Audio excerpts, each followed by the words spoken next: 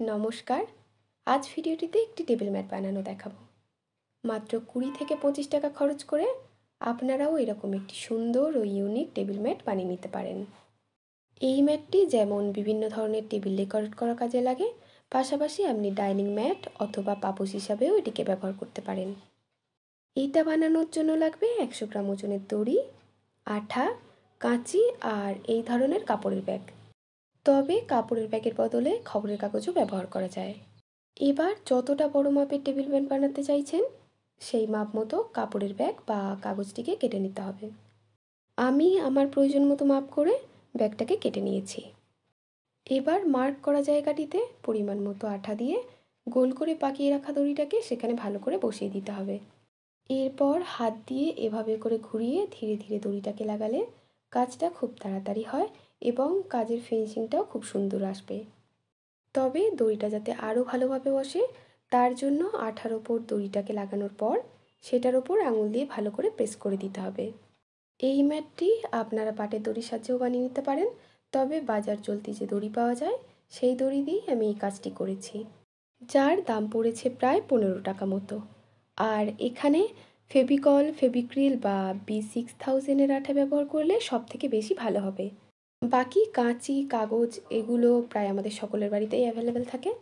যদিও আঠার কোয়ান্টিটি কম লাগে, তাই সব ধরে ম্যাটটি বানাতে পড়বে প্রায় 20 থেকে 25 টাকা মতো।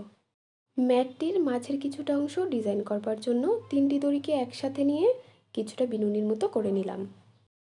এবার এই অংশটাকে আঠা দিয়ে বসানোর আগে যে জায়গাটাতে আপনি এটা বসাতে চাইছেন সেই মাপ মতো বিনুনিটাকে ঠিক করে ঠিক মাপের হচ্ছে কিনা দেখে তারপরে বসা। আমার এই জায়গাটাতে মাপ নেওয়া একটু ভুল হয়ে গিয়েছিল, তাই জন্য বিনুনি একটু ছোট হয়ে গিয়েছিল বসানোর সময়। যাই হোক, এই ডিজাইনটা করা হয়ে গেলে সেম আগের মতো করে সেম প্রসেসেই আবার দড়িটাকে বসিয়ে নিতে হবে।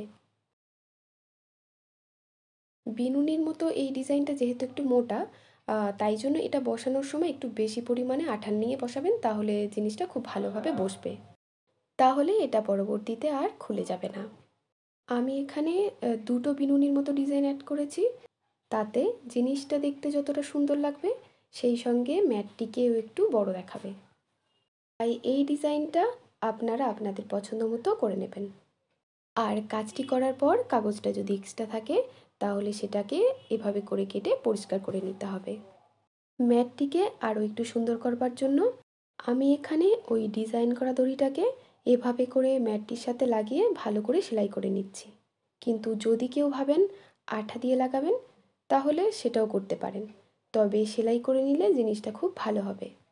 চাইলে ম্যাটটিকে এভাবেই ছেড়ে রাখতে পারেন অথবা এভাবে করে ডিজাইন করে নিতে পারেন, বা আপনাদের পছন্দ মতো যে কোনো ডিজাইন করে নিতে পারেন। আর এভাবে করে আমি সম্পূর্ণ ডিজাইনটা করে তারপরের প্রসেসটুকু আপনাদেরকে দেখাচ্ছি। তা না হলে পুরো ভিডিওটা অনেকটা বড় হয়ে যাবে। একদম শেষে এই দুটো ডিজাইনের মাঝে সুতো দিয়ে সেলাই করে জিনিসটাকে ভালো করে বেঁধে নিতে পারেন। আমার করা এই ম্যাটটি আপনাদের কেমন লাগলো সেটা কিন্তু অবশ্যই কমেন্ট করে জানাবেন। সম্পূর্ণ ভিডিওটি ধৈর্য সহকারে দেখবার জন্য আপনাদেরকে অসংখ্য ধন্যবাদ। যদি ভিডিওটি ভালো লেগে থাকে তাহলে একটা লাইক আর সাবস্ক্রাইব করতে পারেন। আর নেক্সট কোন টপিকের উপর ভিডিও চাইছেন সেটাও কমেন্ট করে জানাতে পারেন। তাহলে দেখা হচ্ছে নেক্সট ভিডিওতে।